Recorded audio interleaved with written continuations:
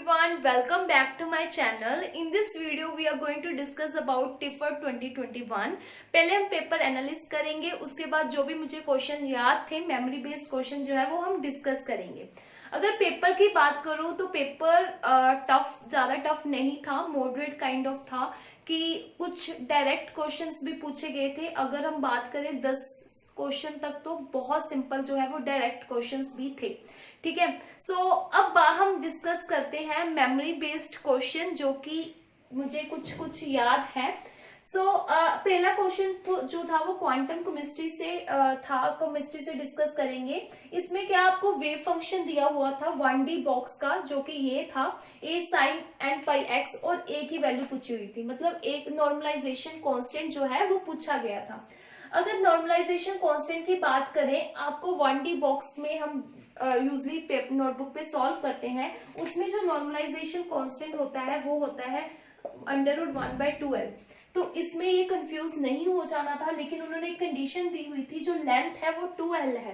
तो जब हम इसका नॉर्मलाइजेशन कांस्टेंट निकालेंगे, किसी भी नॉर्मलाइजेशन कांस्टेंट निकालने का फॉर्मूला होता है a² = 1 divided by sine square, जो भी हमें वेव फंक्शन दिया हुआ है, जैसे कि यहाँ पे दिया हुआ था sine square n pi x by l, तो इसमें 2l था, तो इसको हमने सॉल्व करना था। तो हमारा जो नॉर्मलाइजेशन कांस्टेंट है, यहाँ पे भी 0 से 2l तक पुट करना था।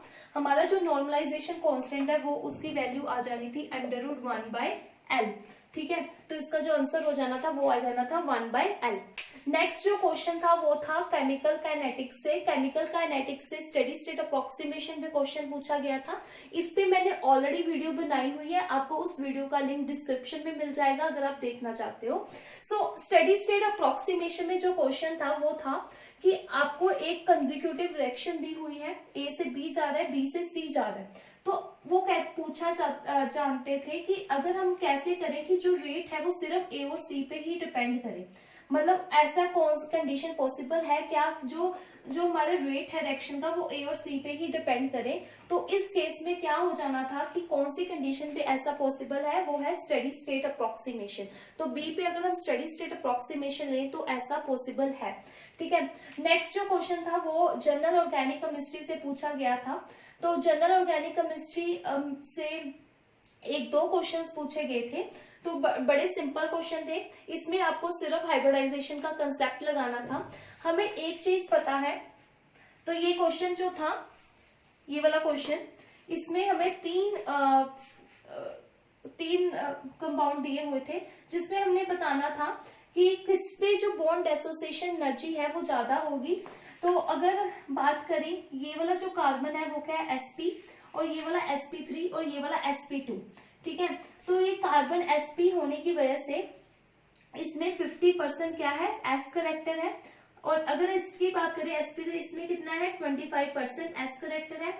अगर इसकी बात करें, इसमें कितना है, s करेक्टर है, 33% s करेक्टर है। और जो बॉन्ड एसोसिएशन एनर्जी होती है, बॉन्ड स्ट्रेंथ, जो बॉन्ड स्ट्रेंथ होती है वो किसके डायरेक्टली प्रोपोर्शनल होती है, एस करेक्टर की। जितना ज्यादा एस करेक्टर होगा उतनी ही bond association energy, bond strength होएगी, और जितना ज्यादा स्ट्रॉन्ग हमारा बॉन्ड होएगा उतनी ही ज्यादा क्या होएगी, बॉन्ड एसोसिएशन एनर्जी होएगी। मतलब उतना ही, मतलब बॉन्ड उतनी ही हमें एनर्जी जो है देनी पड़ेगी। अगर हम यहाँ बात करें तो इसमें क्या, जो कार्बन का एस करेक्टर है वो क्या है, 50%, क्योंकि ट्रिपल बॉन्ड है। तो इसमें हमें सबसे ज्यादा एनर्जी देनी पड़ेगी, सी का ऑप्शन पहला आ जाएगा। उसके बाद ये sp2 है, तो इसमें हमें सेकंड नंबर पे सबसे ज्यादा एनर्जी देनी पड़ेगी, और इसमें थर्ड नंबर पे सबसे ज्यादा एनर्जी देनी पड़ेगी। और जो हमारा ऑर्डर हो जाना था वो क्या आ जाना था, CAB। ओके, जो नेक्स्ट क्वेश्चन है वो स्टीरियो केमिस्ट्री से पूछा गया है। स्टीरियो केमिस्ट्री से ये भी बहुत सिंपल क्वेश्चन था, एनेंटियोमर पे पूछा गया है। इसमें हमें सिर्फ बताना था कि ये दोनों क्या है, एनेंटियोमर है या डाइस्टेरोमर्स थे, या ये एक कायरल कंपाउंड है, ऐसा कुछ ऑप्शंस थे बीच में। तो अगर मैं इस क्वेश्चन की बात करूं तो इसमें ये आप देखोगे OH, यहाँ पे OH, फिर OH, और यहाँ पे OH। तो ये आपस में क्या है, मिरर इमेजेस है। मिरर इमेजेस क्या होते हैं, ये वाली साइड पे आ जाएगी, ये भी बिलो द प्लेन है, ये भी बिलो द प्लेन है, और ये वाली साइड इधर वाली साइड पे आएगी, और ये क्या है, अबव द प्लेन है। दोनों मिरर इमेजेस तो है। अब हमने देखना है ये कहीं आइडेंटिकल तो नहीं है। अगर इस मॉलिक्यूल को हम इस पे ऊपर रखेंगे तो ये ओवरलैप नहीं करेगा, तो ये आइडेंटिकल नहीं है। अगर ये आइडेंटिकल नहीं है, मिरर इमेजेस है, ऊपर से आइडेंटिकल नहीं है, इसकी वजह से ये क्या हो जाएंगे, आइडेंटिकल ना होने की वजह से ऊपर से मिरर इमेजेस है, तो ये क्या है, एनेंटियोमर्स है। तो आपको अगर कंफ्यूजन हो रही है एग्जाम में कि ये कायरल ए कायरल तो नहीं है दोनों, क्योंकि दोनों साइड सेम ग्रुप लगा हुआ है, तो आप सिंपली इसका आर और एस भी निकाल के दे सकते हो। ठीक है, अगर इसका आर और एस निकाल कर देख सकते हो, अगर दोनों का एक का आर आ रहा है दूसरे का एस आ रहा है, तो उस केस में ये मीजो कंपाउंड हो जाएंगे। ठीक है, लेकिन आप इसका दोनों का निकालोगे तो इन दोनों ही केस में जो आएगा वो आएगा, अगर इसको हम 1 ले ले, इसको 2 और इसको 3, सो 1 2 3, ये जो इनके केस में जो आएगा, दोनों ही केस में एस एस आएगा, तो ये कहीं से भी मीजो कंपाउंड तो हो नहीं सकते। मीजो कंपाउंड होने के लिए एक ही है कि एक का आर होना चाहिए, दूसरे का एस होना चाहिए, तो मतलब ये एक कायरल तो कहीं से भी पॉसिबल नहीं है, क्योंकि चारों ही ग्रुप तो के लगे हुए हैं, अलग अलग लगे हुए हैं, तो वो ऑप्शन तो इजिली एलिमिनेट हो जाना था। तो हमारे पास ये मिरर इमेजेस है, सिंपल सा क्वेश्चन था, एनेंटियोमर्स बन रहे हैं। नेक्स्ट जो क्वेश्चन है वो है, वो भी ऑर्गेनिक से आया हुआ है, पीसीसी रेजेंट पे पूछा गया है question. So PCC is a oxidizing agent और काफी इंपॉर्टेंट है, इस पे गेट और नेट पे भी काफी क्वेश्चन जो है वो आते हैं। पीसीसी ऑक्सीडाइजिंग एजेंट है, इसका काम होता है 1 डिग्री OH को एल्डिहाइड में चेंज करना। ठीक है, 2 डिग्री OH को चेंज करता है ये कीटो ग्रुप में। ठीक है, 3 डिग्री OH को ये कोई भी रिएक्शन नहीं देता, नो रिएक्शन, तो इस केस में ये नो रिएक्शन हो जानी थी, पर 3 डिग्री OH के केस में रिएक्शन देता है सिर्फ एक कंडीशन पे, अगर मान लो यहाँ पे OH लगा हुआ है, यहाँ पे OH लगा हुआ है और यहाँ पे CH3 और यहाँ पे क्या है, डबल बॉन्ड है। अगर डबल बॉन्ड होगा, ठीक है, अगर ये अलाइलिक OH है, अलाइलिक OH है, मतलब इसके कार्बन जिसके साथ जुड़ा है वो डबल बॉन्ड है, उस केस में ऑक्सीडेशन हो जाएगा और क्या प्रोडक्ट बनेगा, CH3 डबल बॉन्ड O। ठीक है, तो 3 डिग्री OH का सिर्फ 3 डिग्री अलाइलिक OH का ही ऑक्सीडेशन करता है पीसीसी। अगर सिंपल कोई यहाँ पे कोई बॉन्ड नहीं था तो उस केस में कोई रिएक्शन नहीं होगी और आंसर आ जाएगा नो रिएक्शन। राइट, अब अगला क्वेश्चन डिस्कस करते हैं, ये आया हुआ है वर्नर थ्योरी पे क्वेश्चन आया हुआ था।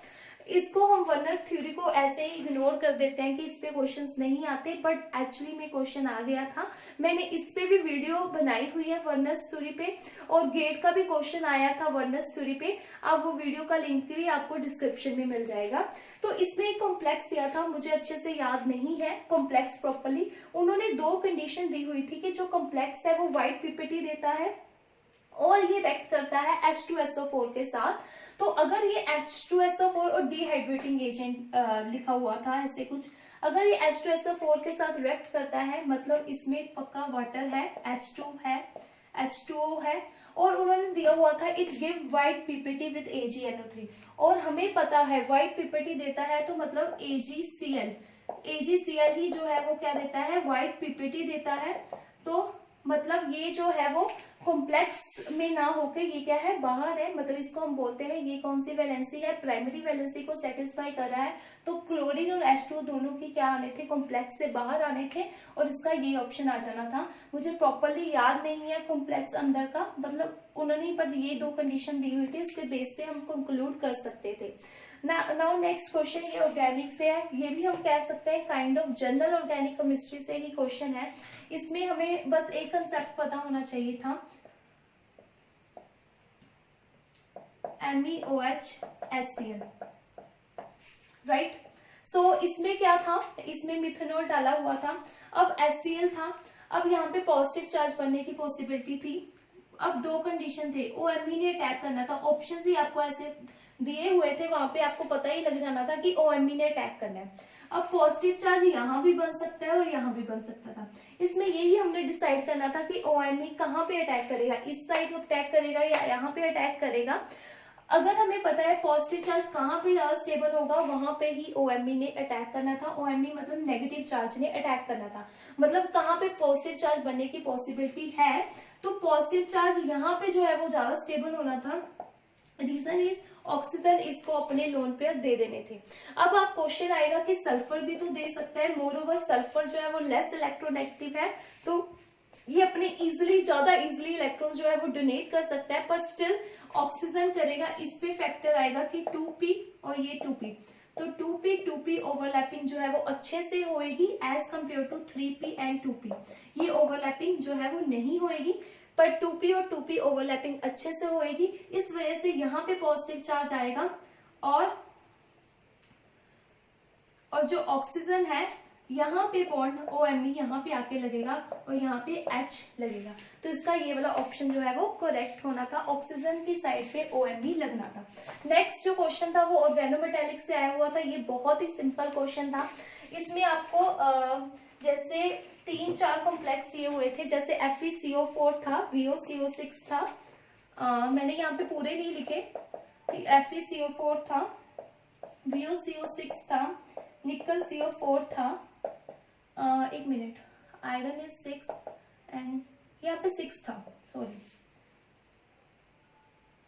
6 to the 12, हाँ जी, निकल CO4 और क्रोमियम CO5,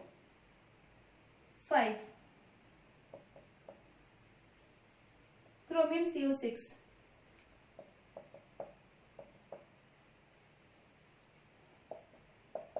यहाँ पे 5 था, राइट, ऐसे ही था। तो आपको बताना था इसमें से पैरामैग्नेटिक क्या था, सिंपली आप निकाल सकते थे, सारे की जो ऑक्सीडेशन स्टेट थी वो 0 थी, ठीक है। इस वजह से क्या होना था, जो वैंडियम CO6 है सभी के इलेक्ट्रॉन्स काउंट कर सकते थे, 18 इलेक्ट्रॉन 18 इलेक्ट्रॉन और 18 इलेक्ट्रॉन बन रहे थे, लेकिन जो वैंडियम CO6 है इसकी क्या है 17 इलेक्ट्रॉन, मतलब सारे इलेक्ट्रॉन जो है वो पेयर नहीं होंगे। पैरामैग्नेटिक क्या होता है, जिसमें क्या हो अनपेयर इलेक्ट्रॉन हो, तो सारे इलेक्ट्रॉन जो है वो पेयर नहीं होंगे, इस वजह से वैंडियम CO6 इसका आंसर आ जाना था। ये भी काफी डायरेक्ट क्वेश्चन था। तो नेक्स्ट जो क्वेश्चन है वो है ये वाला, अगेन जनरल ऑर्गेनिक केमिस्ट्री से उन्होंने क्वेश्चन उठाया है। तो जनरल ऑर्गेनिक केमिस्ट्री में ये वाला जो क्वेश्चन था सिंपल था, बहुत सिंपल था। इसमें मैं यहीं पे बता रही हूँ आपको, यहाँ पे NH2 है। पहले जब इसमें क्या पूछा गया था, पीके ऑर्डर पूछा गया था। क्या पूछा गया था, पीके ऑर्डर।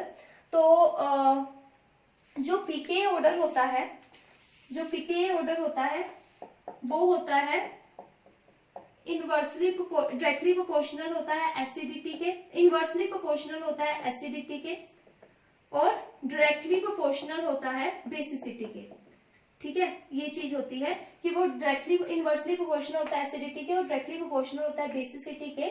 तो यहाँ पे अगर हम पीके ऑर्डर पूछा है, अगर हम डायरेक्टली बेसिसिटी बता दें तो हम इसका सिंपली आंसर निकाल सकते थे। तो बेसिसिटी ना, इस कंपाउंड को देखते ही आपने ये समझना है, ये कंपाउंड देखते ही नाइट्रोजन के लोन पेयर है, राइट। इस लोन पेयर होने की वजह से ये क्या जा रहे हैं, कंजुगेशन में जा रहे हैं अंदर, तो मतलब इसके तो लोन पेयर ही अवेलेबल नहीं है। अपनी बेसिसिटी क्या होती है कि वो अपने लोन पेयर डोनेट करे, तो अगर इसके लोन पेयर ही अवेलेबल नहीं है तो डोनेट कैसे कर पाएगा। इससे हम कह सकते हैं जो सी है वो एंड में आएगा, पीके ऑर्डर, क्योंकि डायरेक्टली प्रोपोर्शनल, सॉरी यहाँ पे पीके ऑर्डर, सॉरी मैंने ऐसे लिख दिया, डायरेक्टली प्रोपोर्शनल है बेसिसिटी के, ठीक है। तो पीके ऑर्डर डायरेक्टली प्रोपोर्शनल है बेसिसिटी के, मतलब ये तो लीस्ट बेसिक होने वाला है क्योंकि इसके लोन पेयर खुद ही अवेलेबल नहीं है। तो सी तो एंड में आने वाला है, हमें ये पता लग गया, सी तो एंड में आने वाला है। अब इन तीनों में कैसे डिसाइड करेंगे, ऑप्शन आई थिंक ऐसे कैसे थे। अगर आपको एक दो ऑप्शंस का भी आइडिया है तो यू कैन सिंपली आपको सिंपली आंसर का इजिली आप बता सकते हो कौन सा आंसर होएगा। यहाँ पे NH2 है, ये क्या है sp3 हाइब्रिडाइज्ड, ये है sp2 हाइब्रिडाइज्ड नाइट्रोजन, और ये भी क्या है sp3 हाइब्रिडाइज्ड नाइट्रोजन। तो sp3 हाइब्रिडाइज्ड मतलब वो S, जितना ज्यादा S करेक्टर कम होएगा, यहाँ पे S करेक्टर कितना है 25% और यहाँ पे कितना है 33%। तो जितना ज्यादा S करेक्टर कम होएगा उतना ही वो अपने लोन पेयर इजिली डोनेट कर पाएगा। इससे हमें ये तो पता लग गया कि B से तो ये ज्यादा होने वाला है, D और A। C का सबसे कम होने वाला है क्योंकि उसके तो लोन पेयर ही अवेलेबल नहीं है, तो देगा कैसे। बी के लोन पेयर अवेलेबल है क्योंकि ये लोन पेयर जो है वो कंजुगेशन में नहीं जा रहे, ये पीरियडीन है ना, इसके लोन पेयर कंजुगेशन में नहीं जा रहे, तो बी के तो लोन पेयर ही अवेलेबल, सी के तो लोन पेयर अवेलेबल नहीं है, तो लास्ट में आ जाएगा। उसके बाद इन तीनों में से अगर हम देखें तो बी का तो कम होने वाला है ए से भी और डी से भी, तो बी का कम है ए से और डी से। इन दोनों में से कैसे डिसाइड करेंगे, इन दोनों का ये होता है कि अमीन के केस में ये है टर्शरी अमीन, ये है प्राइमरी अमीन। तो प्राइमरी अमीन जो है वो ज्यादा बेसिक होता है क्योंकि इसमें स्टेरिक हिंड्रेंस कम होती है, तो वो इजिली डोनेट कर पाता है। इसमें ये काफी बल्कि ग्रुप लगे हुए हैं तो वो इजिली डोनेट नहीं कर पाएगा। तो डी जो है फर्स्ट आना था, मतलब सबसे ज्यादा बेसिक, मतलब सबसे ज्यादा पीके ऑर्डर, देन ए, देन बी, देन सी। उसके बाद ये जो क्वेश्चन था वो मैथमेटिक्स से था, वी कैन से एप्टीट्यूड में था। तो मैं आपको ये करके दिखाती हूँ इसको कैसे कर सकते हैं। ये भी इतना डिफिकल्ट क्वेश्चन नहीं था, आपको एक ऐसे दिया हुआ था। उसके बाद सॉरी मैं आपको अच्छे से बनाती हूँ, ये सर्कल था,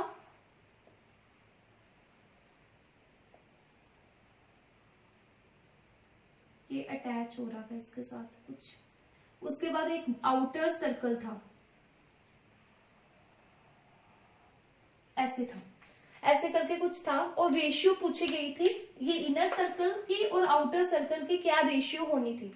तो मैंने इस क्वेश्चन को हम कैसे कर सकते हैं, इस पूरी को मैंने ले लिया 2a, अगर इसको मैं 2a ले रही हूं, मतलब इसका जो रेडियस होएगा इस सर्कल का, इसका हाफ होएगा, है ना, इसका हाफ होएगा रेडियस, तो वो हो गया a। मतलब हमारे पास एरिया ऑफ इनर सर्कल क्या आ गया, पाई ए स्क्वायर, ये आ गया। एरिया ऑफ आउटर सर्कल क्या आ गया, वो कैसे हम निकाल सकते हैं, ये तो आ गया एरिया ऑफ इनर सर्कल।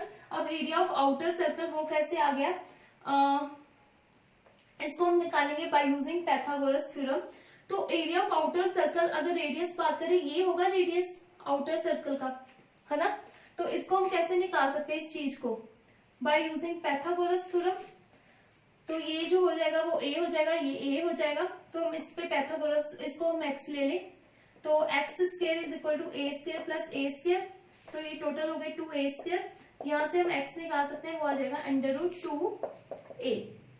मतलब एरिया ऑफ आउटर सर्कल क्या आ गया, √2a। Area of outer circle का रेडियस क्या आ गया, √2a पाई r स्क्वायर करेंगे, ये रेडियस आ गया ना, इसका स्क्वायर करेंगे तो वो आ जाएगा पाई इंटू 2 इंटू ए स्क्वायर, सो आ गया 2 पाई ए स्क्वायर। तो जो रेशियो है वो आ जाएगी, आउटर सर्कल का एरिया है 2 पाई ए स्क्वायर, इनर का आया है पाई ए स्क्वायर, तो रेशियो आ जाएगी 2:1, मतलब आंसर आ जाना था 2, राइट। उसके बाद आता है ये एडमेंट डिग्रेडेशन से क्वेश्चन आया हुआ था, ये किस पे क्वेश्चन आया हुआ था, एडमेंट डिग्रेडेशन। सो एडमेंट डिग्रेडेशन, इसमें क्या किया था, इन दोनों को हमने अगर रिएक्शन करवाई, इन दोनों की, phenyl N double bond C double bond S plus NH2, यहाँ पे डबल बॉन्ड O NH, और यहाँ पे कुछ क्या दिए हुए थे, अमीनो एसिड्स दिए हुए थे। तो अगर हमें पता है ये नाइट्रोजन कहाँ पे अटैक करेगा, कार्बन पे, कार्बन क्या है, इलेक्ट्रॉन डेफिशिएंट है, तो अगर इस पे अटैक करेगा तो ये नाइट्रोजन पे क्या आ जाएगा, नेगेटिव चार्ज आ जाएगा। So carbon double bond S और ये वाला नाइट्रोजन, उसके बाद यहाँ पे कार्बन था और यहाँ पे डबल बॉन्ड O था और यहाँ पे NH2 था, ऐसे कुछ करके था। फिर यहाँ पे पूरा एक अमीनो एसिड का सीक्वेंस लगा हुआ था। अब ये नेगेटिव चार्ज जो है वो कहाँ पे अटैक करेगा, यहाँ पे, और यहाँ हम इसको इजिली ये बाहर निकल जाएगा। तो हमारे पास एंड प्रोडक्ट बनेगा फिनाइल जिसके साथ नाइट्रोजन। इसमें ऑप्शंस भी ऐसे दिए हुए थे, आप इजिली जज कर पा रहे थे कि क्या ऑप्शन होएगा। तो ऐसे करके था, प्लस अमीनो एसिड्स का चेन दी हुई थी, ठीक है। तो इसका आंसर ये वाला आ जाना था। अब नेक्स्ट क्वेश्चन जो है वो डिस्कस करते हैं। ये वाला क्वेश्चन, ये भी क्वांटम से क्वेश्चन आया हुआ था। इसमें पूछा गया था प्रोबेबिलिटी कैसे चेंज होगी अगर हम टाइम चेंज कर रहे हैं 0 से 2 पाई ओमेगा पे। इसका सिंपली ये आंसर हो सकता था कि प्रोबेबिलिटी टाइम पे डिपेंड नहीं करती। ठीक है, तो प्रोबेबिलिटी अगर टाइम पे डिपेंड नहीं करती तो इसकी जो प्रोबेबिलिटी थी उसका आंसर आना था कि वो क्या रहेगी, सेम रहेगी, मतलब वो चेंज नहीं करेगी, टाइम पे डिपेंड ही नहीं करती। उसके बाद ये वाला क्वेश्चन था, बड़ी सिंपल सी डील डायरेक्शन पूछी गई थी और कंडीशन पूछी गई थी। अगर हम देखें यहाँ पे ये डबल एसिड डाइईन था और यहाँ पे ये था डाइनोफाइल, तो इन दोनों का आपस में क्या थी, रिएक्शन हो रही थी, ऐसे करके कुछ प्रोडक्ट सा बनाया हुआ था proper. I don't remember the reasons for the side पे ग्रुप्स जो क्या लगे हुए थे, बट ऐसा ही कुछ था। उसके बाद ऐसा कुछ करके क्या बनाया हुआ था, प्रोडक्ट बनाया हुआ था और पूछा गया था ये कंडीशन क्या है। सिंपली जो डील रिएक्शन होती है वो क्या होती है, 4+2 साइक्लोएडिशन। ठीक है, जो 4+2 साइक्लोएडिशन है वो किसकी प्रेजेंस में होती है, हीट की प्रेजेंस में होती है। तो इसका आंसर जो आना था वो क्या आना था, हीट, हीट लिखा हुआ था वहां पे, राइट। नेक्स्ट क्वेश्चन था ये क्या, ऑर्गेनोमेटालिक से पूछा गया है, प्रीवियस नेक्स्ट का क्वेश्चन है ये। इसमें क्या पूछा गया है, एयू की हमने ऑक्सीडेशन स्टेट बतानी है, तो इसकी एयू की ऑक्सीडेशन स्टेट इस केस में क्या आ जानी थी, +2 आ जानी थी। ठीक है, नेक्स्ट ये था थर्मो का क्वेश्चन आया था। थर्मो का ये थोड़ा टिपिकल सा क्वेश्चन था, थोड़ा मुश्किल था, पर सिंपली हमने इसको कैसे करना था, हमें ये क्या बताया, थर्मो पे मैंने पूरा वीडियोस थर्मो पूरा कंप्लीट करवा चुकी हूँ, उसका वीडियो का लिंक आपको डिस्क्रिप्शन में मिल जाएगा। ये था इसका dH/dP किसके इक्वल होता है, -T dV/dt प्लस V, इसके इक्वल होता है। ठीक है, -T dV/dt, ये सेकेंड इक्वेशन ऑफ स्टेट है। ठीक है, dV/dt प्लस V, ये भी मैंने करवाई हुई है, आपको उस वीडियोस में सब कुछ मिल जाएगा थर्मो पर। So dH/dP is equal to -T dV/dt plus V। अब हमने यहाँ पे सिंपली dV/dt की वैल्यू निकालनी थी। ठीक है, dV/dt की, जो कि हमें ये ऊपर से रिलेशन दिया हुआ था, PV/RT is equal to 1 + BT into P/RT। यहाँ से हम अगर V निकाले तो वो क्या आ जाता था, 1/P इंटू RT/P, यही आ जाना था, RT ऊपर चला जाना था P। तो सेम यहाँ पे भी ऐसे होना था, तो /P/RT, पर हमने यहाँ पे ऑलरेडी P/RT गिवन है, तो ये सारा कैंसिल हो जाना था, सिर्फ इतना बचना था। जब हम इसका dV/dt करना था तो क्या आ जाना था, dV/dt करके तो यहाँ पे R/P एज सच और T क्या हो जाना था, और यहाँ पे आ जाना था B का dBT। ये कैंसिल नहीं होना था, वहां पे गिवन था कि B जो है वो फंक्शन है T का। अब ये वाली वैल्यू हमें यहाँ पे पुट करनी है, राइट। सो dH/dP क्या हो जाना था, T -T, ये वाली वैल्यू को अगर हम यहाँ पुट करेंगे तो R/P dBT/dt plus V, right. Simply PV is equal to RT होता है, आइडियल गैस इक्वेशन। V किसके इक्वल होता है, RT/P के, तो यहाँ पे हम V को पुट कर सकते हैं क्योंकि RT/P है, -P dBT/dt प्लस V, ऐसा आ जाना था और इसका आंसर आ जाना था dBT/dt। ये मुझे प्रॉपरली याद नहीं है इसका आंसर क्या आना था, पर निकलना इसी तरीके से था कि एंड में ऐसे क्वेश्चन ऑप्शंस मुझे याद नहीं है proper. So this is all about today's video. I hope you like this video and thank you so much for watching. Discuss करते हैं ये वाला क्वेश्चन, ये भी क्वांटम से क्वेश्चन आया हुआ था। इसमें पूछी हुआ था प्रोबेबिलिटी कैसे चेंज होगी अगर हम टाइम चेंज कर रहे हैं 0 से 2π पे। इसका सिंपली ये आंसर हो सकता था कि प्रोबेबिलिटी टाइम पे डिपेंड नहीं करती। ठीक है, तो प्रोबेबिलिटी अगर टाइम पे डिपेंड नहीं करती तो इसकी जो प्रोबेबिलिटी थी उसका आंसर आना था कि वो क्या रहेगी, सेम रहेगी, मतलब वो चेंज नहीं करेगी, टाइम पे डिपेंड ही नहीं करती। उसके बाद ये वाला क्वेश्चन था, बड़ी सिंपल सी डील डायरेक्शन पूछी गई थी और कंडीशन पूछी गई थी। अगर हम देखें यहाँ पे ये डबल एसिड डाइईन था और यहाँ पे ये था डाइनोफाइल, तो इन दोनों का आपस में क्या थी, रिएक्शन हो रही थी, ऐसे करके कुछ प्रोडक्ट सा बनाया हुआ था proper. I don't remember the reasons for the side पे ग्रुप्स जो क्या लगे हुए थे, बट ऐसा ही कुछ था। उसके बाद ऐसा कुछ करके क्या बनाया हुआ था, प्रोडक्ट बनाया हुआ था और पूछा गया था ये कंडीशन क्या है। सिंपली जो डील रिएक्शन होती है वो क्या होती है, 4+2 साइक्लोएडिशन। ठीक है, जो 4+2 साइक्लोएडिशन है वो किसकी प्रेजेंस में होती है, हीट की प्रेजेंस में होती है। तो इसका आंसर जो आना था वो क्या आना था, हीट, हीट लिखा हुआ था वहां पे, राइट। नेक्स्ट क्वेश्चन था ये क्या, ऑर्गेनोमेटालिक से पूछा गया है, प्रीवियस नेक्स्ट का क्वेश्चन है ये। इसमें क्या पूछा गया है, एयू की हमने ऑक्सीडेशन स्टेट बतानी है, तो इसकी एयू की ऑक्सीडेशन स्टेट इस केस में क्या आ जानी थी, +2 आ जानी थी। ठीक है, नेक्स्ट ये था थर्मो का क्वेश्चन आया था। थर्मो का ये थोड़ा टिपिकल सा क्वेश्चन था, थोड़ा मुश्किल था, पर सिंपली हमने इसको कैसे करना था, हमें ये क्या पता है, थर्मो पे मैंने पूरा वीडियोस थर्मो पूरा कंप्लीट करवा चुकी हूँ, उसका वीडियो का लिंक आपको डिस्क्रिप्शन में मिल जाएगा। ये था इसका dH/dP किसके इक्वल होता है, -T dV/dt + V इसके इक्वल होता है। ठीक है, -T dV/dt ये सेकेंड इक्वेशन ऑफ स्टेट है। ठीक है, dV/dt + V ये भी मैंने करवाई हुई है, आपको उस वीडियोस में सब कुछ मिल जाएगा थर्मो पर। So dH/dP = -T dV/dt + V। अब हमने यहाँ पे सिंपली dV/dt की वैल्यू निकालनी थी। ठीक है, dV/dt की, जो कि हमें ये ऊपर से रिलेशन दिया हुआ था, PV/RT = 1 + BT × P/RT। यहाँ से हम अगर V निकाले तो वो क्या आ जाना था, 1/P × RT/P, यही आ जाना था, RT ऊपर चला जाना था, P। तो सेम यहाँ पे भी ऐसे होना था, तो /P/RT, पर हमने यहाँ पे ऑलरेडी P/RT गिवन है, तो ये सारा कैंसिल हो जाना था, सिर्फ इतना बचना था। जब हम इसका dV/dt करना था तो क्या आ जाना था, dV/dt करके तो यहाँ पे R/P एज सच और T क्या हो जाना था, और यहाँ पे आ जाना था B का dBT। ये कैंसिल नहीं होना था, वहां पे गिवन था कि B जो है वो फंक्शन है T का। अब ये वाली वैल्यू हमें यहाँ पे पुट करनी है, राइट। सो dH/dP क्या हो जाना था, T -T, ये वाली वैल्यू को अगर हम यहाँ पुट करेंगे तो R/P dBT/dt + V, right. Simply PV = RT होता है आइडियल गैस इक्वेशन, V किसके इक्वल होता है, RT/P के। तो यहाँ पे हम V को पुट कर सकते हैं क्योंकि RT/P है, -P dBT/dt + V ऐसा आ जाना था, और इसका आंसर आ जाना था dBT/dt। ये मुझे प्रॉपरली याद नहीं है इसका आंसर क्या आना था, पर निकलना इसी तरीके से था कि एंड में ऐसे क्वेश्चन ऑप्शंस मुझे याद नहीं है proper. So this is all about today's video. I hope you like this video and thank you so much for watching.